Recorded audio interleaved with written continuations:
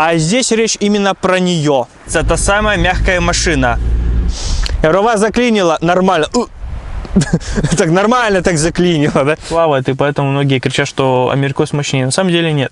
Она более маневренная, мягкая, комфортная. И что для нашего человека? Правильно, плохая. Самое главное, сохранение конфиденциальности, то, что происходит в машине. В цилиндре машина все равно хуже едет от этого. Но все на нее пялятся. Все равно всем она интересна. Хотя все-то ни хрена не дешево. Приветствую, ребят! Вы на канале Юра. Сегодня речь пойдет о моей машине, которую я недавно купил. Кто давно следит за каналом, тот знает. Кто не знает, плейлист я оставлю. Ссылка в правом верхнем углу будет.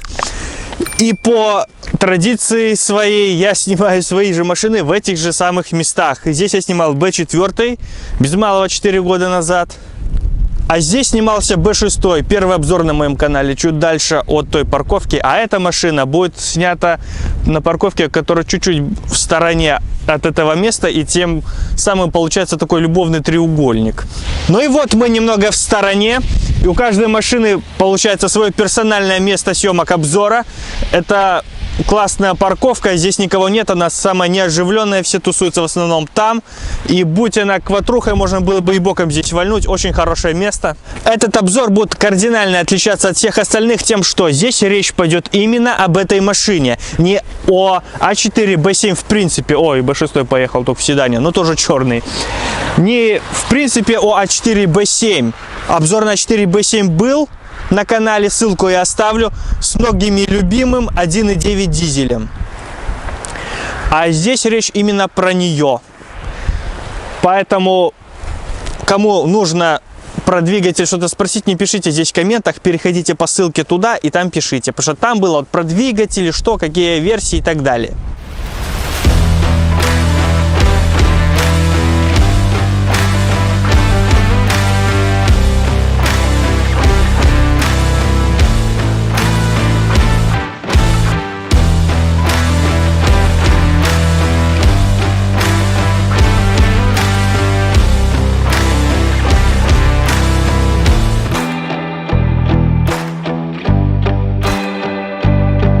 Ну вот она, моя А4 Б7 во всей красе. В кузове Avant. Avant кабриолета не нашел. Они были, они очень редкие, но были. И седаны были. Но, как я говорил на А6 C6 и на многих других видео по ВАГу, ВАГ очень хорошо смотрится в универсале. У Audi Avant, у Volkswagen вариант, неважно, кузов универсал очень хорошо выглядит. И на мой взгляд, все же, можно спорить сколько угодно, но все же в универсале она получше, чем в седане выглядит. Седан как-то, не сказать, что плох. B6 в седане хуже выглядит, чем B7. B7 посимпатичнее, но в универсале она еще лучше. Давайте это обсудим в комментах. Еще машина стоит ровно, как будто на пневме. Морда чуть выше, и машина выглядит ровно. И многие сейчас могут сказать, меня упрекнуть именно сейчас и именно здесь, как говорится. Так что, можно B6 задрать, и он тоже будет ровно, что ты фигню несешь и так далее. Есть, ребят, один нюанс. Я рассказывал об этом на обзоре B6, и кто хочет, ссылка есть по ВАГу, переходите, смотрите. Я там говорил о чем? То, что вот эта линия молдинга, проще говоря, расстояние от молдинга до порога у B6 явно различно. То есть здесь молдинг находится в таком месте, сзади он идет на косую, наверх, скажем. Здесь разница совершенно другая, она гораздо выше. Здесь, конечно же, задняя часть чуть-чуть выше, но в основном машина сделана ровно. И линия молдинга это повторяет, потому что расстояние абсолютно идентичны. Ну, сзади чуть-чуть больше, но не сильно. Да, поэтому машина чуть-чуть сзади выше, но в целом она смотрится ровно. Она стоит ровно как на пневме. А B6 принципиально с завода завален перед, а задняя часть поднята наверх. И линия молдинга это подтверждает и подсказывает, как должно быть с завода. За счет этого машина красивее, конечно, смотрится, как пневма. И тут плавно переходим к ходовой. Спереди не Макферсон, как у большинства D-класса, у Мондео, у Passat, у многих автомобилей D-класса. Спереди Макферсон, сзади многорычажка. Здесь же спереди рычаги. А сзади здесь классическая схема ходовой, что у Passat, что у того же Mondeo. Примерно одинаково все эти рычаги выглядят. Детально они все различные, друг другу не подойдут. Но схема сама конструктивно одинакова. И за счет передней мягкой ходовой машина более маневренная, мягкая, комфортная и что для нашего человека? Правильно, плохая. Почему? Потому что все это ни хрена не дешево. Если это менять всю переднюю ходовую и заднюю, это ни хрена не дешево.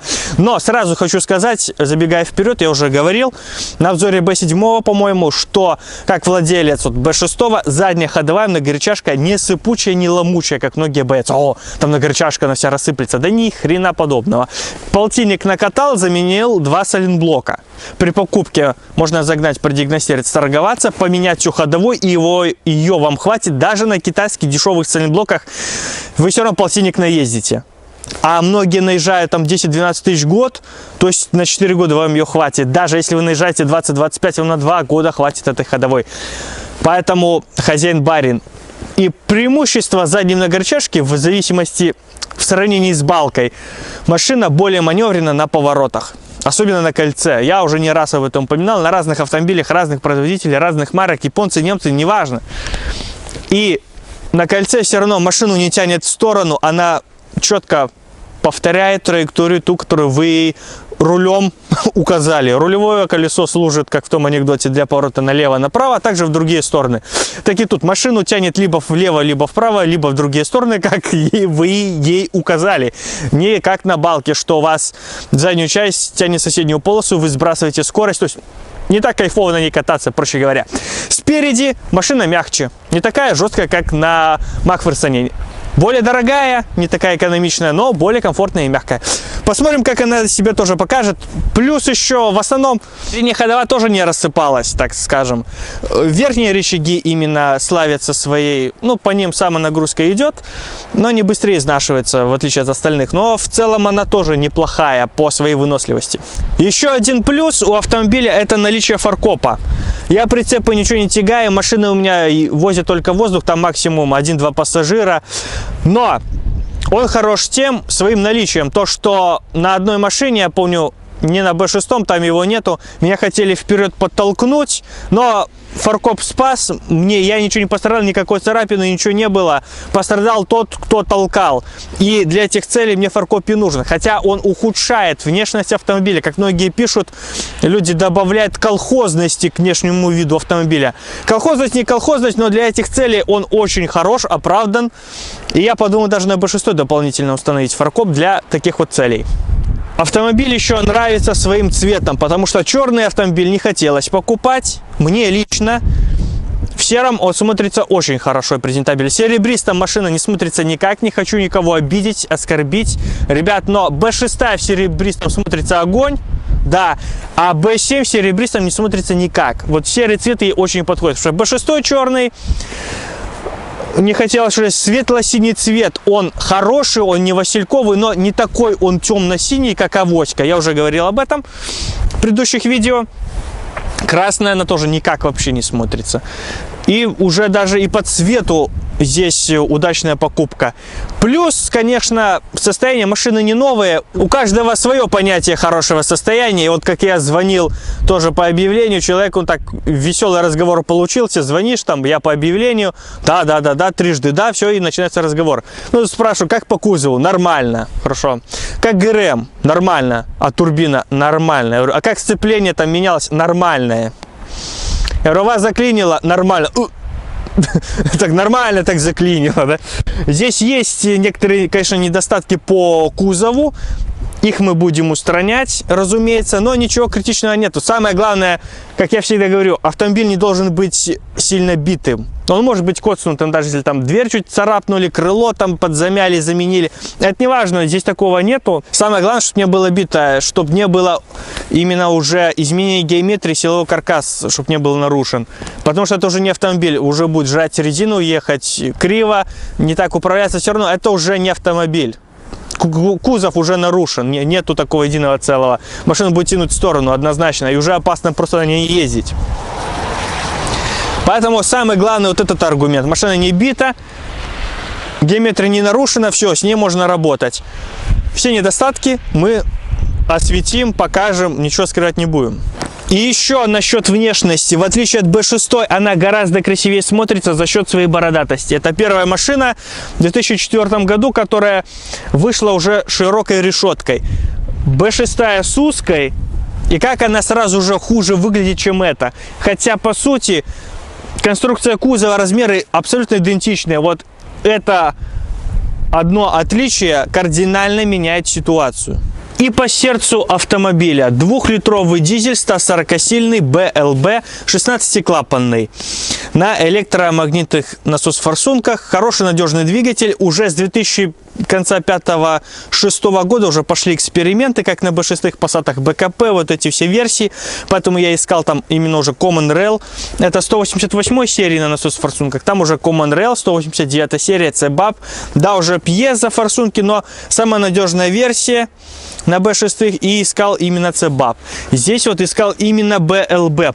Потому что 8-клоп все равно душится на уже больших оборотах. После 2000 явно заметно, что 16-клоп лучше себя чувствует в этом плане. И многие, вот я с ребятами общался на форумах от Passat, Audi, от дизелей.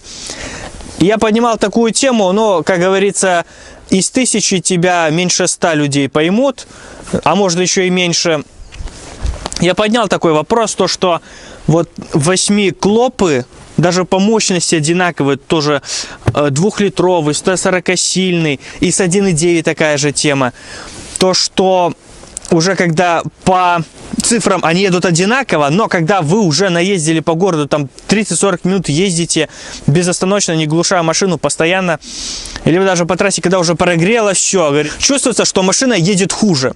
Вы тапку в пол, а машина едет не так, как она была еще, ну, недопрогретая, скажем, в самом начале движения, когда вы поехали. Вот в Common Rail'овском CBAP нету, и здесь такой темы нету. Почему? Потому что на многих 8-клопах впускной коллектор находится под выпускным. И получается, когда вы уже много проездили, понадавали хорошо машине, выпускной коллектор нагревается от температуры выхлопных газов, особенно в летние, там, весной, летом, ранней осенью. И неважно, и начинает с точки зрения физику не обыграешь, и температура, тепло идет наверх, и, соответственно, выпускной коллектор греет впускной. У вас через интеркулер воздух прошел, охладился, идет выпускной коллектор, но впускной коллектор жарит выпускной, и получается все равно потери, воздух нагревается уже в коллекторе, и более горячий воздух все равно заходит в цилиндры, и машина все равно хуже едет от этого. Здесь же преимущество какое? То, что впускной и выпускной находятся по разные стороны от ГБЦ. Так же, как на 189-м, уже на Common Rail'овских это пошло. Но пошло еще на 188 серии, как же и здесь. В отличие от 1.9. И резкость именно это сохраняется. И машина что на холодную, что на горячую, что уже на, скажем так, на выносливость, на измор. Большим пробегом, и уже когда долгое время машина едет, она все равно едет так же, достаточно резко, весело, ну, в общем, как я люблю. Многие, разумеется, не парятся на это, не обращают внимания, просто катаются и пишут в ответ, не хотят даже задумываться и думать ни о чем. Сразу ты херню несешь, ерунда, все. Но находились люди, которые также вот дотошно подходили к этому вопросу, говорят, да, ты не херню несешь, прав, я сам заметил изменение поведения автомобиля. Вот это, конечно же, преимущество. Но 1.9 8-клоп, вот 130-сильные двигатели, сейчас я про них, они более крепкие в плане тюнинга. Когда вы уже качаете, вот у нас были такие автомобили, вот B6 раскачанная, А6 C4, там планируется с нее 300 плюс снять, 350, а лучше побольше. Они крепче по своей конструкции. Там один распредвал, 8 клапанов. И сама поршневая, сама конструкция двигателя крепче, она более устойчива к большим наддувам, большим нагрузкам. Эти уже 16-клапанные, они более слабые, но 16 клапанов, 2 распредвала, большая нагрузка, уже высок риск вы когда что-нибудь строят, что у вас там распредвалы не выдержат и так далее, могут треснуть. Хотя такого не бывало. Но при плохой настройке, конечно, возможно все. И 1.9 можно положить. Но все равно тюнеры заявляют то, что 1.9 в плане тюнинга крепче. Но этот двигатель также хорош на повседнев. То это именно поддается большим нагрузкам. То есть, если уже брать для проекта, нужно понимать, для чего вы берете машину. Если уже брать для проекта, жесткого проекта такого. Но я говорил на тех видео то, что чувствуется корчевость, чувствуется турболаги. Эта машина, такая машина тюнящая именно для гонок. Но на ней неприятно вот так вот ускоряться и ездить повседневно. То есть на повседнев этот двигатель хорош. И, как я уже сказал, за счет некоторых нюансов расположения коллекторов он лучше. 1.9 хорош именно на точку зрения тюнинга. Но это уже машина больше выходного дня, погоняться. Но каждому свое, нужно знать, что выбираете. По коробке здесь 6-ступенчатая механика, на переднем приводе также были мультитроники, поэтому я искал именно механику, потому что с мультитроником 16-17-летним мне не хотелось дело иметь, потому что машина может встать. И мультитроник — это не типтроник, который был на кватрухе. Там понятно, что как изнашивается по поведению автомобиля, и это можно восстановить. Вариаторы тоже восстанавливают, но это уже совсем другая песня. Мало кто хочет за него браться, никто тебе гарантии особо не даст. И неизвестно, когда он сломается. А ломается он всегда резко и, как правило, неожиданно. Ну а что по салону? Визуально даже вот чувствуется, что она уже. Но несерьезно. Все равно 5 сантиметров это да. Это немало, с одной стороны, ну и немного. То есть где-то примерно одинаково, но по ощущениям все равно чувствуется и видно, что она уже. То, что первых всех порадует, это механический ручник. Многие боятся электромоторщиков привода ручника и привыкли все равно дергать рукой. Ну, каждому свое. Преимущество, что руль уже перешили, потому что, конечно, пробег не 100, не 150 тысяч километров. Климат-контроль немного отличается. Вот не эти крутелки, которые пошли классические здесь на кнопках, как в B6. Это все привычно, дело привычки, быстро к этому привыкаешь и не напрягает, одним словом, все хорошо. По аудиосистеме, да, многие скажут, блин, кассетная, да ты что, все фигня какая. Но быстро и классно находится решение. Я говорил об этом на Audi A4 B7, то, что хорошо сюда прошивается Bluetooth, и музыку можно гонять по Bluetooth, что здесь и сделано до меня.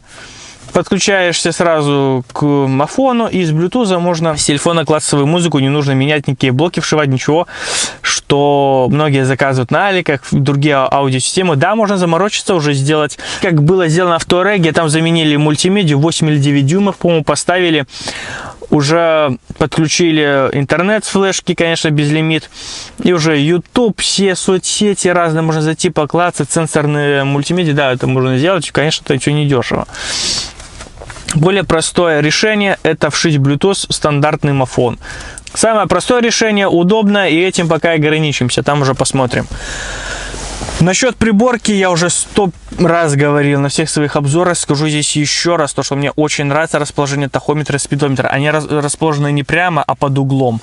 И бросая один взгляд, я хорошо вижу обороты, скорость, поэтому здесь все красиво и нарядно. В остальном, ну, все по классике, что здесь говорить. Классическая крутелка фар, центральный замок. И что хочется еще добавить по автомобилям американцам, как многие, Америкос мощнее. Во-первых, насчет мощности. Мощность одинаковая у двигателей. У Америкоса мощность снимают с маховика, а у европейцев с колес. И, соответственно, на маховике мощность больше, на эти 8-10% мощность плавает, и поэтому многие кричат, что Америкос мощнее. На самом деле нет. Просто замеры идут другие. Ну, это уже, думаю, все знают. И недостаток еще Америкоса — это его проводка. Потому что знаю машины, люди жаловались и писали то, что вот центральный замок у людей не работает, вот эта вот вещь коротит проводка. Стеклоподъемники больше страдают, центральный замок тоже глючил, не работал селектор на типтронике в одном положении, то ли нейтраль, то ли там что-то еще не видел, ну, глючил именно в этом плане. То есть сразу больше проблем по электрике. Такое ощущение, что уже не такой же автомобиль, а там, не знаю, там, кто там больше по электрике мозг делает, француз или что-то. Кажется, он совершенно другая марка. где никогда и не думал бы, и никогда проблем не доставало у немца, то будет у американца. Именно америкосы слабы по электрике. Сейчас можно об этом спорить, ребят, но я говорю о том, что я сталкивался с такими. Да, есть вероятность на кривые руки предыдущих владельцев, на забитость, на все остальное. Но, тем не менее, с американцами это чаще проявляется, больше всяких ошибок, всякой фигни. По отделке это не А8, здесь не сверхкачество отделки, но очень хорошие материалы, мягкие на ощупь, ни скрипов, ни сверчков, никаких барабанов и неприятных звуковых оркестров. Алюминиевая вставка мне больше нравится, честно говоря, чем дерево. Но дерево как-то уже смотрится, знаете, не хочу никого не бить, ничего, но дерево это все равно как-то 90-е. И начало нулевых. Мне как-то больше симпатично вот алюминий. Вот красивый, не дешевый пластик, как на полоседанах, на Логанах, где он облезает уже и не блестит. И лак не поможет, чтобы его до блеска довести. Самый дешевый пластик облезло. Нет. Хорошие качественные материалы и алюминиевая вставка. Вот это мне больше нравится. Преимущество еще то, что здесь не кожаный салон. Какой кожаный салон мне нравится тоже на современных автомобилях более, где боковая поддержка именно кожаная, а здесь везде алькантара. Такой кожаный салон я согласен, такой мне тоже симпатичен. Но не полностью кожа. Полностью кожаный салон мне не нравится, поэтому обогревов передних сидений здесь нет, они не нужны, потому что здесь не особо холодно. А с кожаным салоном нужны накидки, ковры, я не знаю, чтобы согреться, потому что это опасно для вашего здоровья. Классика, только подогрев переднего и заднего стекла. Классический подлокотник с нишами. Прикуриватель еще есть. B6 его нету. По-моему, с 2006 года они начали уже с курением бороться. И там есть разъем для прикурителя. Самого прикурителя нету. Здесь он и еще есть. Кто знает точно, подскажите. Потому что я не знаю. По-моему, с 2006 года уже перестали устанавливать прикуриватель. Разъемы оставляли, а сам прикуритель уже отсутствовал. Назад я садиться не буду. Потому что обзор был, я там рассказывал по месту. То же самое у Audi A4 B6 сзади место в салоне. Да, до переднего сиденья еще. Для меня, мой рост 1,76 м. За самим собой я сяду. 2-метровый, если человек сядет уже за мной, то, конечно, коленями упрется. Все же 20-19 сантиметров длины салона сказывается на этом. Никуда этого не деть, конечно. По багажнику в целом такой же, как и у всех автомобилей D-класса. В принципе, такой же, что у 407-го Peugeot будет, что у Passat, что у Ford Mondeo Универсала. Так вот уже на глаз все эти автомобили были на канале. Я уже так в памяти немного осматриваешь, пересматриваешь видео, так по салону. Багажники примерно одинаковые. Преимущество этой машины то, что здесь установлены шторки. Поэтому летом не так жарит. Салон, ну мы это еще проверим. Но все равно эффект есть. И самое главное, сохранение конфиденциальности, то, что происходит в машине. Ну а что по ходу? Разумеется, это самая мягкая машина. В плане том, что ВАК всегда, ну и вообще многие производители D-класс. Спереди Макферсон, сзади многорычажка. Как я сказал уже, здесь не Макферсон, здесь рычаги спереди и сзади. За счет этого машина комфортнее, мягче. На дальняк на ней покомфортнее, помягче ехать. В плане динамики, мощности, всех физических характеристик это то же самое, что Common Rail'овский 189 CBF, который стоит мне на B6. Но, ребят, именно по ведению машин это разные машины. Эта машина на 5 сантиметров уже и на 18-19 сантиметров короче. И это чувствуется. B6 на дороге как баржа прям идет. Это более такая верткая, резкая, вот эти вот на ней маневры легко делать, вот классно она управляется, все. На B6 такого нет, он как баржа, ну, есть, да, так отклонение, но здесь более легкое отклонение, она такая более маневренная, чем B6. Видимо, за счет того, что перед выше, у нее она стоит ровно, как на пневме, и за счет этого она может там эти трюки исполнять, но за счет ходовой тоже. А B6 на морду более опущен, он больше как баржа для прямой предназначен. Я не знаю, за счет чего это было достигнуто, но по ощущениям я явно вижу разницу в этом. И философия у этих машин, соответственно, разная. И вот у меня был коммент недавно, подписчик написал, говорит, ну признай, что тебе B6 нравится больше, чем А4. Честно, не знаю. Не знаю, это обе мои машины, я их одинаково уже, они мне нравятся, я их полюбил. И черт знает, что лучше, они хороши по-своему. И отказываться от чего-то одного в пользу другого я уже не могу, они мне обе нравятся. И по динамике, ну конечно же, то же самое, что B6. Просто то же самое. Я уже здесь не буду говорить разгоны. Да, разгон одинаковый, там 9,9 секунды, что одного, что второго. По передачам, ну все, я чувствую, все то же самое. Здесь именно больше про саму философию отличия, потому что физические характеристики одинаковые. Тормоза одинаково прекрасны у обоих. Еще какой плюс у этой машины, что для многих вот ручники механические, да, это достоинство, но у B6 электроусилитель, здесь гидроусилитель. И когда после нее садишься на 6, чуть-чуть тебе кажется, чуть-чуть руль отвернул, а машина уже в соседней полосе, там руль легче в этом плане. Здесь гидрач, там электро, но каждому свое. Самый главный козырь всегда во всем, это, разумеется, репутация.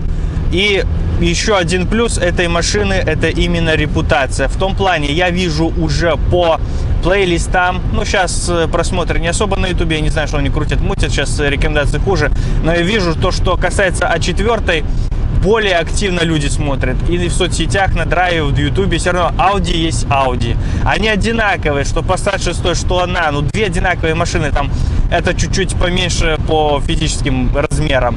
Но Audi интереснее, и все равно видно, что Audi лучше смотрит. Ну, мнение людей это ничего, конечно, не меняет. Хотя по коррозионоустойчивости она чуть-чуть лучше, чем B6, но я вижу тоже жуки, когда я ее искал, жуки-пауки в классических местах, от этого не избавиться, это присутствует.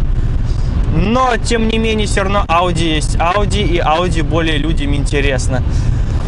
Ну да, по салону я нигде ни скрипа, ни сверчка, ничего такого не слышу. Отделка хорошая, ни барабан, ни погремушка. Да, в сравнении с более современными автомобилями здесь жирнейший плюс. Я это уже говорил, как в первом же видео, когда я ее гнал. Кто смотрел, тот помнит. И еще, помимо репутации, что она интереснее, чем B6, хотя и на B6 люди засматриваются, но не раз уже замечал на ней, все равно едет человек на полоседане, на Логане, на новом, на свежих машинах, на Hyundai i30, все равно все на нее пялятся, все равно всем она интересна. Хотя ты едешь на новой машине, которая дороже этой, но все равно все косятся на нее.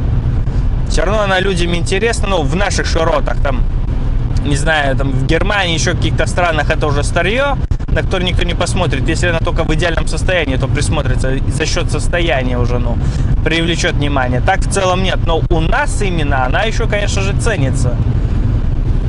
И люди на нее косятся. Все равно трехлетние владельцы трехлетних Солярисов, Пола, Логанов все равно голову сворачивают в ее сторону. Что тоже само по себе приятно.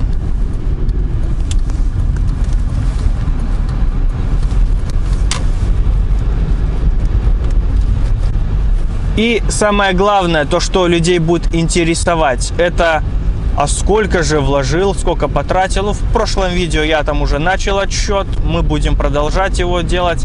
Скажу так, масло колодки, и на ней, в принципе, можно кататься и не заморачиваясь, не меняя ничего. Что 90-95% людей и делало бы, и не заморачивалось бы. Но я хочу полностью обработать кузов, погонять недостатки по кузову, ну, днище обработать, вернее, и весь кузов избавить от мелких недостатков. Это мы все будем снимать, рассказывать.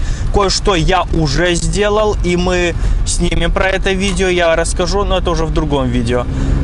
Я машиной доволен. Я знал, что я покупаю, потому что я на Ваге ездил, и на такой машине тоже ездил. Я искал именно ее, как и B6 в свое время. А на этом пока все. Это моя машина, она никуда не потеряется, никуда не денется, она в пределах досягаемости. Поэтому история обслуживания, все, что с ней происходит, все будет в подробности на канале. Также подписывайтесь в телегу, мы там разгоняемся на разные темы. Я надеюсь, вам понравится. Подписывайтесь на канал, ставьте лайки, делайте репосты, расскажите о нас друзьям. Счастливо!